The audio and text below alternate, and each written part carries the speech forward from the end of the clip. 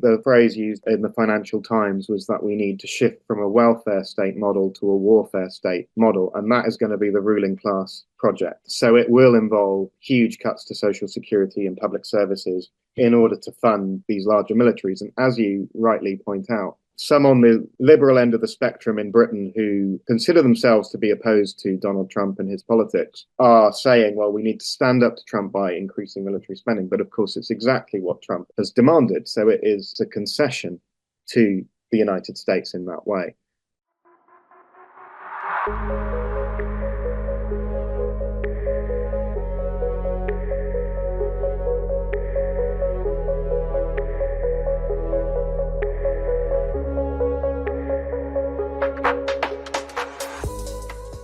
Hello and welcome to the Global Majority for Peace podcast. My name is Fiona Edwards and my co-host is Ileana Chan. Every week on this podcast, we discuss with special guests from across the world our mission of building a global movement to challenge the US-led war drive against China, Russia, and countries in the global south. So please do subscribe, like, share it with your friends. We're also trying something a little bit different to encourage people to become a member of Empire Watch on our Patreon. So what we'll be doing is posting the first 30 minutes of this interview on YouTube, and then the full episode is going to be available on our Patreon for members to watch in full. So please help us sustain our work by becoming a member of Patreon today. And also, as this is a podcast, you can also find us on Spotify and Amazon Music. Today, we are so excited that joining us on Global Majority for Peace podcast is Ben Chacko. Ben is a journalist and the editor of the MorningStar Online, the English-speaking world's only English language daily socialist newspaper. Welcome, Ben. For those of you who want to support the only English language daily socialist newspaper, there's a QR code here. You can click on that. We're also going to put the links down below in the description. So head over there, become a subscriber, etc., etc. But welcome, Ben. Good evening. Thanks for having me. So just to start off with something personal, when you became editor of the Morning Star in 2015, you were the youngest editor since its founding. Could we start with you telling us about the origin of your politicization? Was there any particular catalyst that has led you to where you are now? Thanks, Fiona. I was actually the youngest since its founding editor, because the founding editor was, in fact, a year younger than I was at that time. But yeah, I mean, I was growing up in the late 1990s, basically. So that's the period of the new Labour government. I think the first protest march I went on was against tuition fees. So there was this sense of betrayal that there'd been a Labour government elected after a long period of Conservative rule, but that it wasn't actually delivering for working people. And I think that's what started to politicise me. But the big issues that I recall from that period slightly later were the war in Yugoslavia, the invasion of Afghanistan, and then the invasion of Iraq, which was all happening as I was leaving school, going to university. So those were really big protest movements around this drive to war. And I think that's what politicised me, kind of radicalised me and got me into politics. Thank you for that, Ben. Well, I mean, you will be well positioned to answer. How do you think the Labour government has been doing? We are now 8 months into the Labour government, which has a clear agenda of austerity, war, and whipping up racism. With the return of Trump and Elon Musk weighing in on UK politics, we've seen a further shift away from progressive politics to more right-wing sentiments here in Britain. Can you give us a breakdown of the shifting power dynamics in the UK? And what are the realities here on the ground? Well, I think if we contrast it to that period I was mentioning 25 years ago, that was a Labour government that disillusioned people. But this time round, I don't think people ever fell for the illusion. When you try to understand how unpopular this Labour government is, and people say that people in the mainstream press are asking confusedly, how can a government with such a huge majority elected just 8 months ago be doing so badly in the polls and trailing in many polls actually behind Reform UK and Nigel Farage? But to understand that, you just need to have a look at the British electoral system. This is not a party which gained votes in 2024 based on the previous election. It went down to a bad defeat in 2019, but on more votes than it got 5 years later with Keir Starmer. So actually, this has never been a popular government. It was elected by default because the Conservative vote collapsed, and there was never any enthusiasm for it. So it doesn't have much legitimacy to lose. I think the issues that you mentioned in terms of the rise of the far right and so on, this is part of quite a long-term process in British politics. There's been a steady loss of legitimacy. And again, we can trace it back to all those things that radicalized me 25 years ago. I mean, there has been a long-standing impact from Tony Blair's lies over the Iraq War. I think genuinely in 2003, most British people thought the Prime Minister would not lie to Parliament to take the country to war. But nowadays, there's a massive cynicism about politicians, which has grown out of seeing Prime Ministers lie about something so serious as that. And since then, there have been successive examples of such dishonesty from government after government.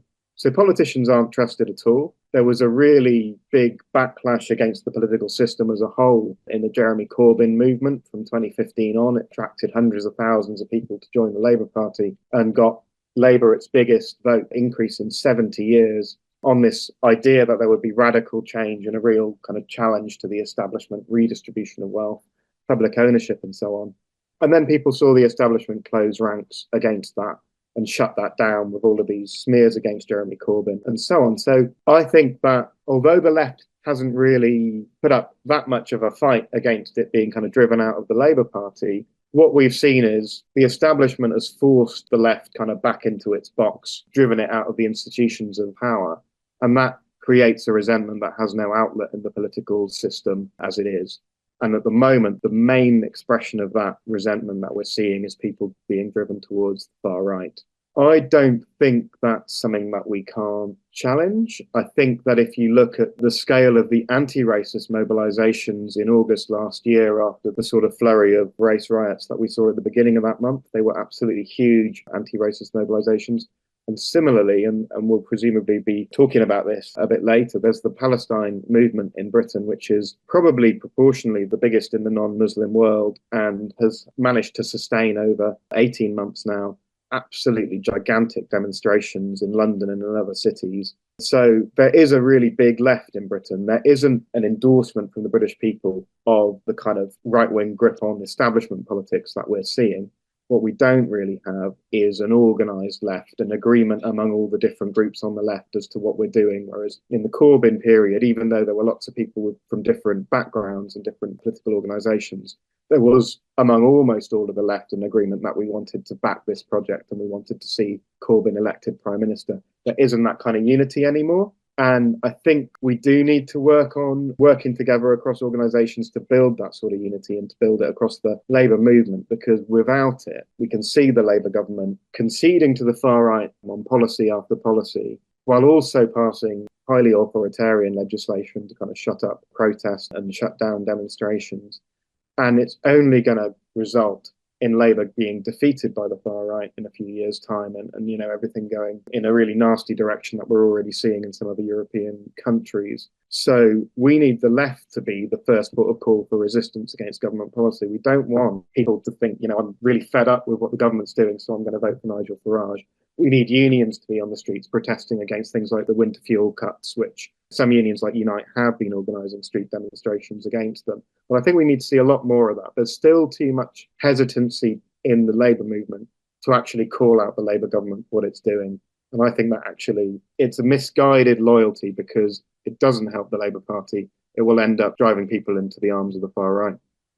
Absolutely. Moving on in terms of the war agenda as well. I mean, in the mainstream media, it's been reported that Keir Starmer is to host a second leaders meeting of the so-called Coalition of the Willing, and he's pushing ahead with plans for British, French and other troops to be sent to Ukraine as so-called peacekeepers. What is your assessment of what this actually means, and how is Starmer trying to position himself in Britain as the junior partner of the United States in this new Cold War against both Russia and China? Well, I think firstly, we should not underestimate how dangerous what Keir Starmer is doing is. I think there's a kind of a myth that's promulgated by war hawks in Parliament and across much of the Western media that we didn't deter Russia enough. We didn't build up enough military kind of power to intimidate Russia. And that's why Russia invaded Ukraine. Whereas I think if you look at the history of Europe in the run up to that war, you've got not only NATO expanding eastward to the Russian border in the case of the Baltic states and US military bases cropping up on the border, but you've also got enormous military exercises year after year, the Operation Defender Europe exercises, which were taking place right along the Russian border in Eastern Europe. And those exercises were actually described by a Ukrainian government official a couple of years before the invasion as a rehearsal for the war with Russia. So actually, we need to see that arms races and military buildups provoke wars. They don't deter war. We've seen so many examples in history where this idea will build up a massive military, and I think there's a famous Blackadder sketch about it in terms of the First World War. The most likely outcome of that is military conflict. And so we should be absolutely opposed to any military deployment of NATO troops to Ukraine, even though the United States is saying at the moment they wouldn't be part of a NATO mission, which in some respects would put British troops in a particularly vulnerable position if they were deployed to Ukraine.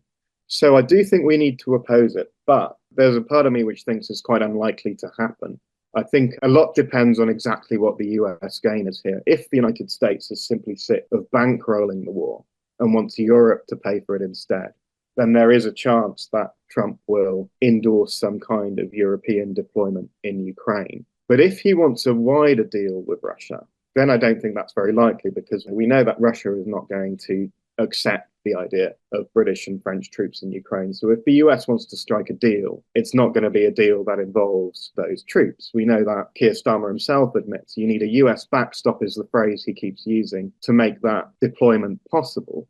Now, I think a lot of people understand that as saying, well, the United States would ride into the rescue if those soldiers were attacked, and that's something that Washington has ruled out. But I think it actually is a much deeper question than that. I think that British military in particular, I think it's true of most European militaries, but the British in particular, has not fought a war without the United States for a very, very long time. It tends to go into wars as a part of a US-led larger force, and I'm not sure that it really has the capacity to operate that effectively independently. And as we've seen in Ukraine over the last couple of weeks, a whole range of modern military tech doesn't work if it's supplied by the United States and they decide to shut off the satellite support, the intelligence support, and so on. It becomes unusable.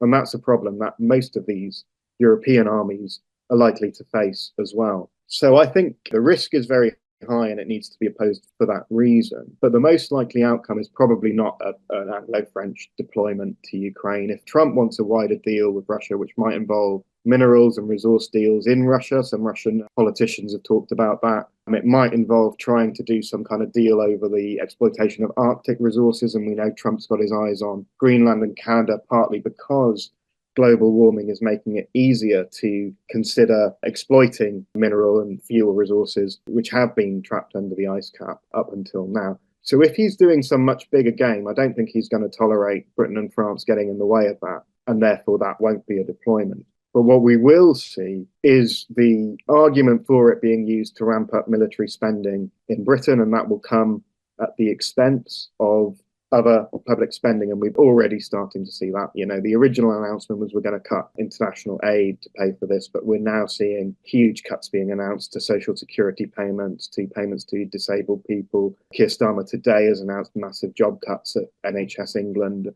So there is this militaristic shift, which the hyping up the idea that the war can't end and we have to guarantee send troops to defend Ukraine and so on, that's being used as part of a wider jingoistic militaristic project. Yeah, certainly there's maybe a superficial contradiction there, because we know that Trump is encouraging increases in military spending. There is a lot of talk about the remilitarization of Europe, and Britain does seem to be leading the way in that. On Tuesday, 25th February, Starmer set out a commitment to increase spending on defense to 2.5% of GDP from April 2027, with an ambition to spend 3% of GDP on defense next parliament. Can you expand a little? You talked about it a little bit in your last answer, but can you expand a little bit more, break down what is actually going on here, and talk a little bit more about what cuts we can be seeing in the next few years as this rolls out? Yeah, I mean, I think that it's going to be a really huge issue for the left and Labour movement in Britain and actually right across Europe, because there is, I think the phrase used in the Financial Times was that we need to shift from a welfare state model to a warfare state model, and that is going to be the ruling class project. So it will involve huge cuts to social security and public services in order to fund these larger militaries. And as you rightly point out, some on the liberal end of the spectrum in Britain who consider themselves to be opposed to Donald Trump and his politics are saying, well, we need to stand up to Trump by increasing military spending. But of course, it's exactly what Trump has demanded. So it is a concession to the United States in that way. Now, France and Germany, they've both talked about the idea of raising spending to be able to operate militarily independently of the United States. There are probably elements in the French and German ruling classes who are interested in a greater degree of independence. There's always been that slightly contradictory element to the European Union in terms of, on one level, it's an ally of the United States, and on another level, it likes to think of itself as a rival to the United States in terms of economic power and so on. I think that's more real in France and Germany as an element of politics than it is in Britain. I don't think there's any serious push in Britain for operational independence from the United States. And we see, for example, if you were to take at its face value the comments from Pete Hegseth when he came to Europe, that the US faces problems on its own borders, it's got to retreat and prioritize the near abroad over the defense of Europe. Well, Britain could turn around and say, well, so do we. We're going to pull back the warships that we've sent to the Far East as part of US missions to kind of goad the Chinese in the South China Sea and so on. We could end our military cooperation agreement with Japan, which is again part of the encirclement of China, or we could withdraw from the AUKUS submarine pact, another element of the encirclement of China. But Britain has not announced anything. It's not announced any withdrawal from any of those projects to concentrate on what it says is an existential threat in Europe. So I think that what Britain's trying to do is convince the United States that it can pull its weight as a military partner. Now, J.D. Vance, the US vice president, he was mocked quite a lot in Britain for saying that we were a random country that hasn't fought a war in 30 years, and various indignant liberals were pointing out we had fought lots of wars in Yugoslavia, Afghanistan, Iraq, Libya, and so on, which is true and tragic for all of the countries that we have gone to war with. But on a military level as well, there are definitely plenty of analysts who will say that Britain gave diplomatic cover to the United States by tagging along with those wars, by making it look like an international effort. But the military utility of British involvement was very limited. And, that they had to be rescued by the United States in Helmand in Afghanistan, for example. So I think there are generals in Britain who are saying, well, we need to demonstrate that we're a serious military power and the US actually needs us. And that's why we want to ramp up military spending. But the point that you followed that up with in terms of the cuts that we're going to see is absolutely key, because if we look at the overarching project, which is sort of Donald Trump and Elon Musk kind of exemplifying in the United States, and it's not, they're not the originators of it in a way. Javier Milei in Argentina is almost the kind of poster boy for this type of radical new right-wing politics. We're seeing an attempt to completely dismantle all aspects of social and environmental responsibility from the capitalist system. So on a corporate level, we see that in the war on diversity, equality, inclusion policies. The message is companies do not have social responsibilities to be fair or to be kind or to be nice. Their only responsibility is to maximize profits. And at a state level, we're seeing that as well. The only point of a state is to facilitate the maximization of profit by private capital. And that means we need to essentially offload all of these responsibilities that the working class has forced on capitalist states over the last 100 years or so. In the US, it's a much more advanced project in a way than it is in Britain, because it's not an ideological project of the Labour Party particularly, but the Labour are going in that direction. You've seen Keir Starmer saying that he's convinced Trump he's just as committed to deregulation as Trump is, and we're seeing these attacks on the NHS, on welfare, as we were discussing earlier. These will be the initial steps in what becomes a much more radical dismantling of the social state. And again, with that aim in mind, that will turn the state from a welfare state to a warfare state. I think when we talk about that warfare state, we should also just always bear in mind that the military industrial complex means this is also about profit. The big arms companies, the share prices shot up after that first summit of the Coalition of the Willing. They don't really care whether Britain or France would win a conflict in Ukraine. They just like the idea of us sending troops into one because, of course, that continues the flow of sales of weaponry and so on that's making them so rich. So it is a really almost an existential project for the left. Are we going to allow capitalism red in tooth and claw to dismantle everything we've ever won, or are we going to go in, stop them from doing that, and fight for a better kind of society, which is a socialist society? I think before we move on, just on the issue of military spending as well, if you were to read the British press, and I'm not sure with the US press, I don't read it as often, but maybe you can enlighten me, but you get this impression that we don't spend enough on the military. All the time they're saying, we're not ready, we need to spend more, we've fallen behind, all this kind of stuff. I think we should never stop pointing out that 75% of all military spending worldwide is spent by NATO member states. Britain spends far more than the average country around the world. And if people are going on about the threat from China, we should note that proportionally China spends far less on its military than any NATO member, about 1.5% of GDP.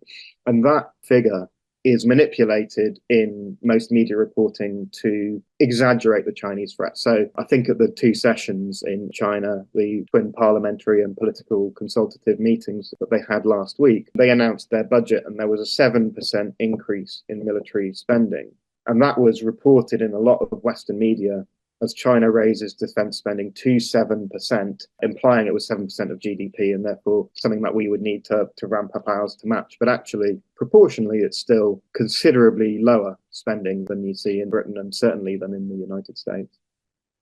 Well, on the topic of growing threats of war and all this military spending, I mean, one of the key features of Trump's foreign policy agenda is the doubling down of US aggression against China, which obviously takes a military form, but it also seeing the rapid escalation of the new Cold War with these new tariffs. So I just wanted to quote, the Chinese embassy from the United States made the headlines recently, tweeting, "If war is what the US wants, be it a tariff war, a trade war, or any other type of war, we are ready to fight till the end." So China has historically maintained a very careful and diplomatic tone when commenting on world affairs. So in your opinion, does this rhetoric signal a different strategy from China?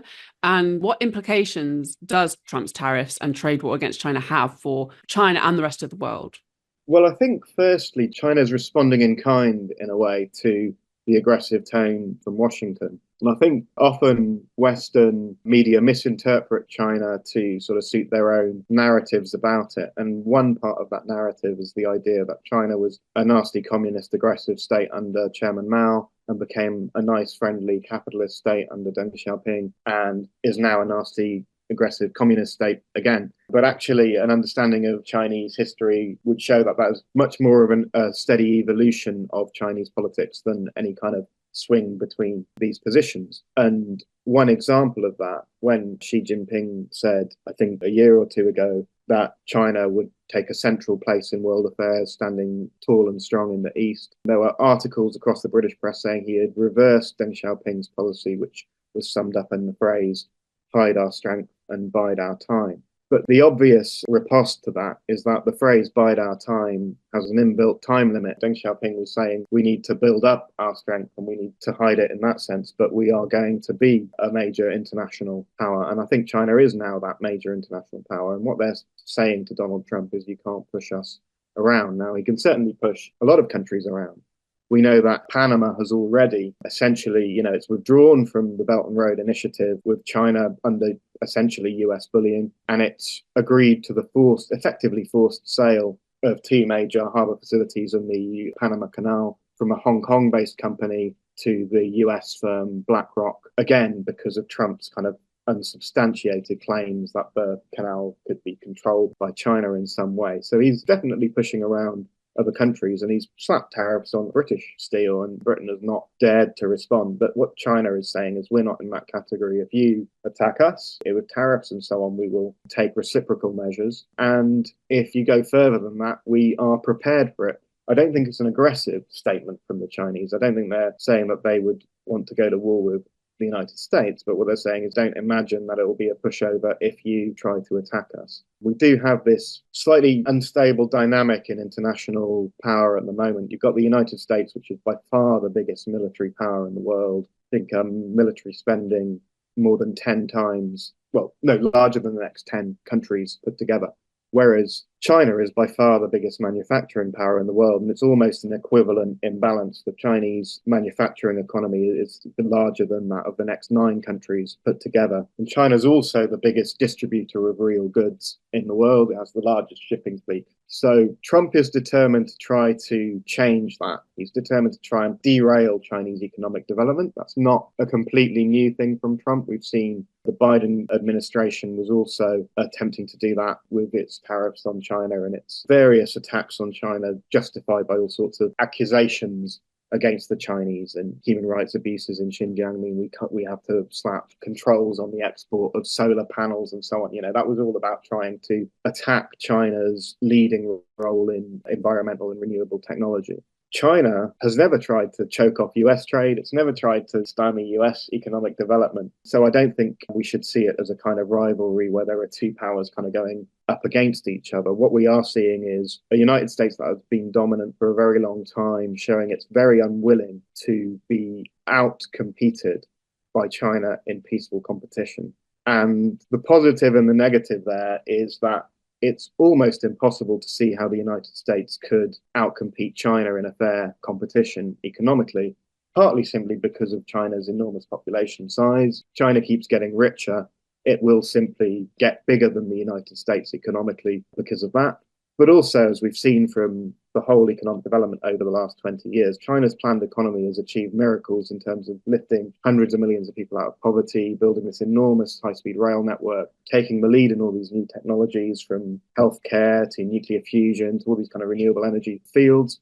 China's kind of shooting ahead, and it doesn't need to fight to win, but the United States might feel that it does need to fight in order to stop China from winning. And that's the really dangerous thing. I think a lot of the destabilization we saw around Hong Kong, Xinjiang was linked to that. And Xinjiang, particularly because of the importance of the mineral resources of Xinjiang, the rare earths and so on.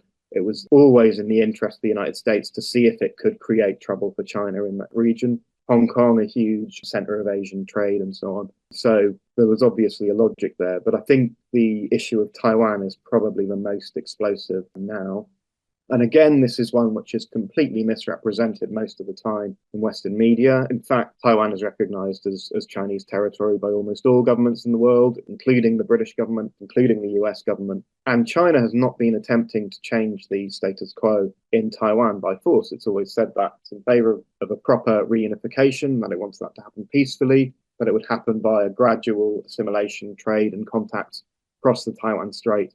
A strategy which was working until a few years ago. China and Taiwan became each other's biggest trading partners, huge travel between the two. There are businesses with operations in Taiwan and on the mainland and so on. And it's the US and Taiwanese separatist governments which have tried to crack down on that in recent years, building up these kind of national security scares in order to shut down businesses that have their bases in the mainland, complaining, ironically, about a brain drain to China, which is a really interesting complaint from the Taiwanese in a way, because if you were to read Western media, you get China depicted as this authoritarian, repressive state, and Taiwan as this beacon of freedom. But the Taiwanese are saying all of our young graduates are moving to the mainland, and that's a problem for our economy. Why would they be doing that if China was as bad as people are suggesting? So what we're seeing is an attempt to create a kind of situation that China would find intolerable, like a declaration of independence from Taiwan or something along those lines, as a trigger for conflict. And we saw the US State Department, it changed the wording on one of its websites and then, of course, said, oh, nothing to worry about, just a routine update. But it removed a reference to saying the United States will not support Taiwanese independence. And that, again, is potentially a sign that the US is preparing some kind of provocation around Taiwan. If that happens, we all need to be really clear that this has been a situation artificially created by the US to try and provoke a war with China. It's certainly not about the welfare of Taiwan. And Britain's role in the Far East, a completely unnecessary posturing position, tagging along with the United States military in the Far East, it risks us being dragged into a conflict that is provoked there artificially, and that would be a disastrous conflict for the world, but a disastrous conflict for Britain to be involved in as well. It does seem that Britain is participating in this aggressive new Cold War against China. Britain's Foreign Secretary David Lammy has recently toured the Philippines and has made headlines for stirring up division in the South China Sea. Can you expand a little bit on, like you're saying, it's really good if the UK, if we would just not be involved in this, but it seems like we're going gung-ho ahead. I mean, if I looked up UK and China yesterday and it was all about when China invades Taiwan, we're going to be in trouble. Basically, that's what they're going for. Can you sort of tease out how invested Britain is in this rhetoric? And is there any sort of indication that we might break ties in any way from the US? I think the British government is, to an extent, trying to have its cake and eat it on this question. It has been very aggressive in the Far East. It has signed up to the AUKUS Pact. It has sent the warships over there. We talked earlier about this idea that the British are trying to prove to the United States that they're a valuable military partner, and therefore they are willing to spend quite a lot of money on demonstrating that we are an adjunct to US imperialism in the Far East. There's an idea in Britain that goes a long way back that we're a global power, not a European power. Disraeli in the 19th century actually said we're not a European but an Asian power. In the 19th century, of course, that made a certain degree of sense with the British Empire ruling India and Hong Kong and so on. It doesn't make a huge amount of sense now, but it's also not entirely untrue. If you look at the way that the British Empire was dismantled, the United States made sure to maintain these little outposts, as we see in the Indian Ocean with the Diego Garcia, the Chagos Islands. That's been a fairly major row in Britain recently, the displacement of the local inhabitants to make way for an American military base on a British overseas territory. These little outposts of the former empires are used as important staging posts for the projection of US military power worldwide. And that's not just true of Diego Garcia. If you look at the Solomon Islands and the Pacific, they're involved mainly via an Australian security pact in the encirclement of China. In the Solomon Islands, who's the head of state in the Solomon Islands? It's King Charles III. Although there's no British Empire anymore, there is an artificially maintained kind of network of islands and bases and links which allow Britain to continue to be very useful to the United States internationally, way beyond Europe. That's one reason why these kind of outposts, they're not the kind of harmless relics that people sometimes think. We need full decolonization. Countries that still have Charles as their king, including Britain, need to stop having Charles as their king. But we do need to essentially be aware of that kind of international network of bases, which puts Britain in Asia as well.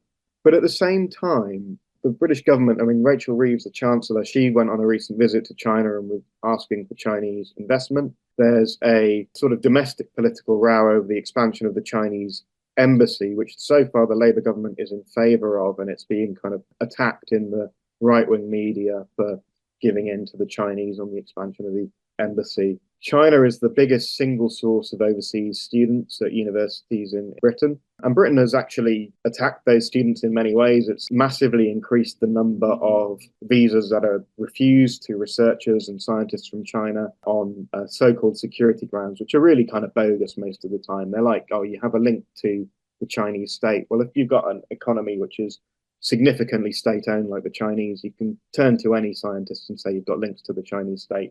And that's being used. It's really shooting us in the foot in terms of international scientific cooperation and so on. So I think there are figures in the Labour Party who would like all this to continue because there's an obvious economic benefit to it. But at the same time, their pull towards the United States is much stronger. And we saw under the previous government, when the United States kind of told us, you have to break your ties with Huawei, you have to rip up the contract with Huawei to deliver 5G networks across Britain. The British government didn't want to do that initially, but it did so because the US told it to. And actually, there was an embarrassing letter which Huawei later leaked in which they said, if the US changes its mind, we would like to do business with you again.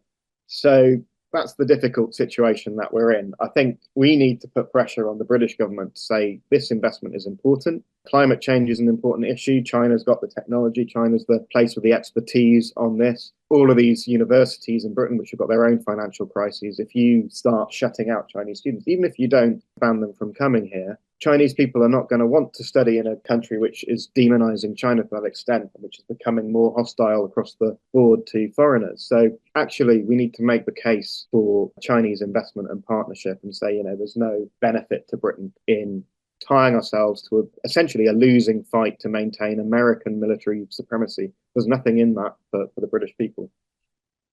So, as we have these global drumbeats of war that are growing louder and louder, we're at the same time seeing an increasing crackdown on civil liberties, including free speech, the right to protest, all in the global north. And that obviously includes Britain. So, for example, we've got a recent Palestine activist making the headlines for scaling Big Ben and occupying it for 16 hours in protest against the treatment of the Filton 18, the Palestine Action activist being detained on the basis of terrorism connections, so-called. For those not familiar with the UK democratic rights, could you give us an overview of how these are currently under attack and how can we build a successful anti-war movement in these conditions of repression? Yeah, that's a really important question because the rollback of democratic rights in Britain has been accelerating. You can take it back quite a long way. You can point to the use of counter-terror legislation under Tony Blair and things to show that protest rights were being restricted even then. But actually, since the 2019 election in particular, when Boris Johnson defeated Jeremy Corbyn, there's been a real raft of repressive legislation passed through Parliament. Laws to give state agents the right to break the law if they're serving some sort of national interest by doing so.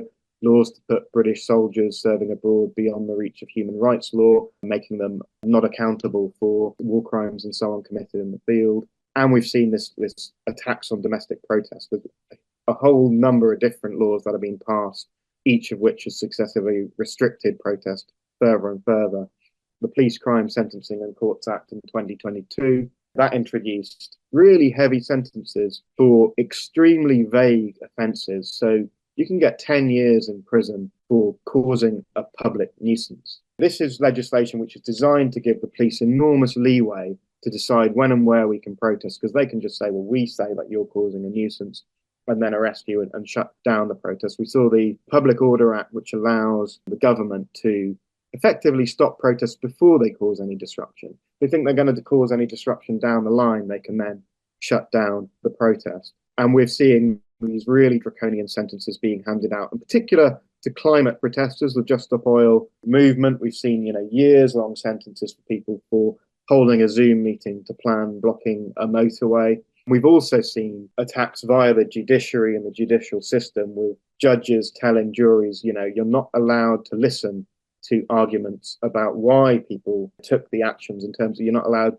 to listen to arguments about climate change or so on, because that's not relevant to determining whether whether the defendant is innocent or guilty of the charge. And people have had their sentences increased for trying to explain their actions in court.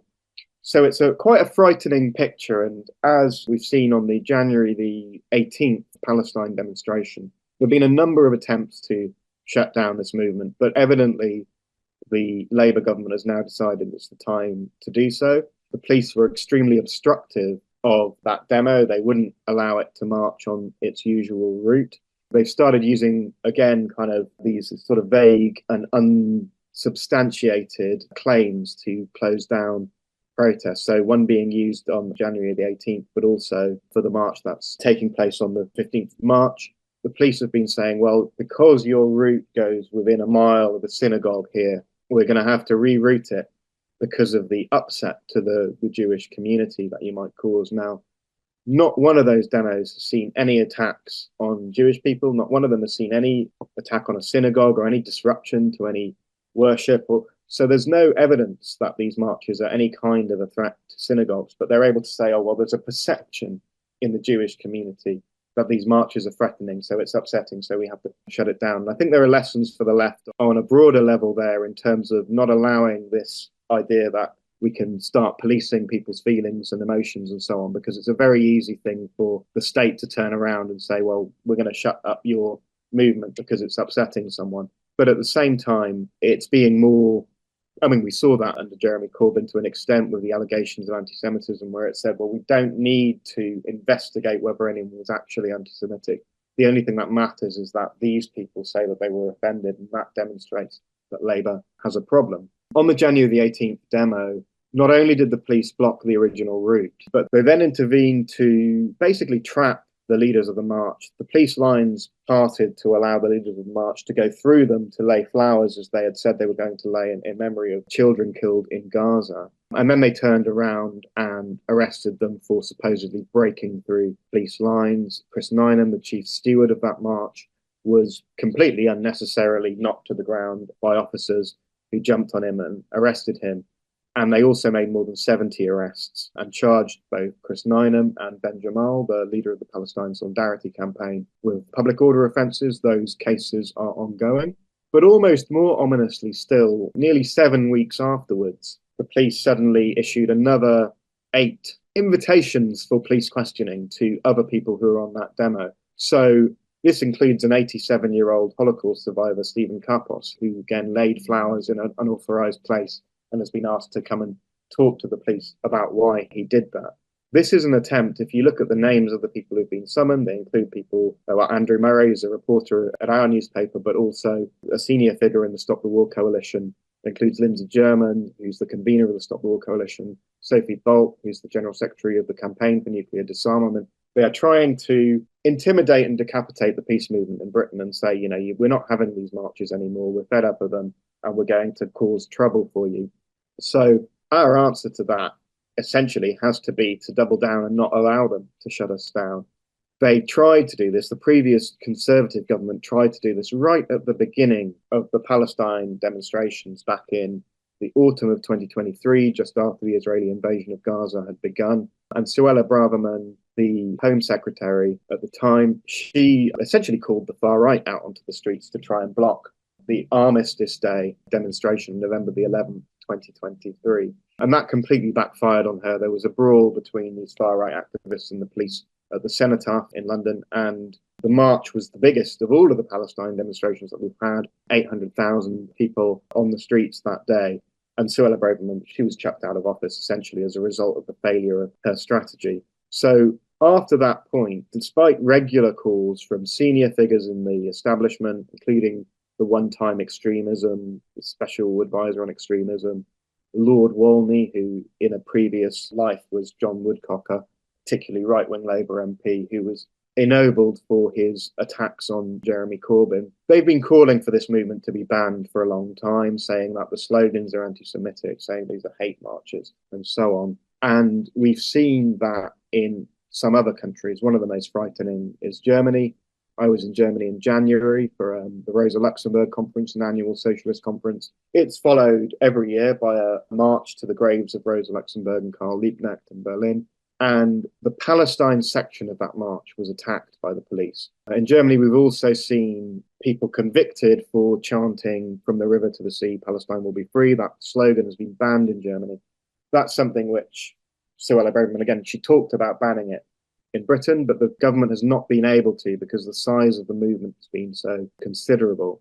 And in Germany, the level of repression has got to the state where the UN Special Rapporteur on Palestine, venues have been shut down for trying to host speeches by a UN official. And in the end, so many venues cancelled speeches. 2 universities, one in Munich, one in Berlin, cancelled speeches by her under government pressure. A Berlin venue did so, and in the end it was a socialist newspaper, Junge Welt, which had to host her speech in its own offices because all of the other venues had pulled out of her speaking tour. And even in that occasion, the Germans sent 100 riot police to basically stand in the lecture hall and intimidate everybody, stop them listening to a talk on international law by an Italian lawyer.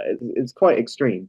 And that's what they're trying to do in this country. Our best defense against that is to make sure the movements continue to be really, really big. The situation in Palestine, there's been a ceasefire in Gaza, although Israel has violated that multiple times. But it's accompanied that ceasefire by a massive expansion of violence and ethnic cleansing in the West Bank. And Donald Trump has said that we're going to ethnically cleanse the whole of Gaza. The Israeli government's very keen on this plan. So the idea that the Palestine movement can shut up shop and go home because there's a ceasefire is complete nonsense. And we have to keep mobilizing because the government would really, really like to crack down on it. But at the moment, up to date, essentially, the Met Police have been saying, well, a movement this size is very, very difficult to ban. They're getting more aggressive, and that means we have to get more determined as well. I think there's a very dishonest narrative in much of the media that we need stricter anti-protest laws and anti-crackdowns on free speech and so on to defend democracy from authoritarianism abroad. But actually, this is just paving the way for the far right across Europe. We're giving states more and more power, giving police forces more and more power over us. And it's all in the name of defending liberal democracy. But in all of these states, the far right is on the march. And then these laws are exactly the ones that could be used by a future government of someone like Marine Le Pen or the AfD or Nigel Farage to then take our countries in an even more authoritarian direction. So don't trust the liberals. They're actually often some of the most authoritarian people around at the moment. Thank you so much for watching the first part of our interview with Ben Chacko. It is a podcast, so please watch the full episode on our Patreon, patreon.com/EmpireWatch. Thank you, everyone. Bye. See you next week.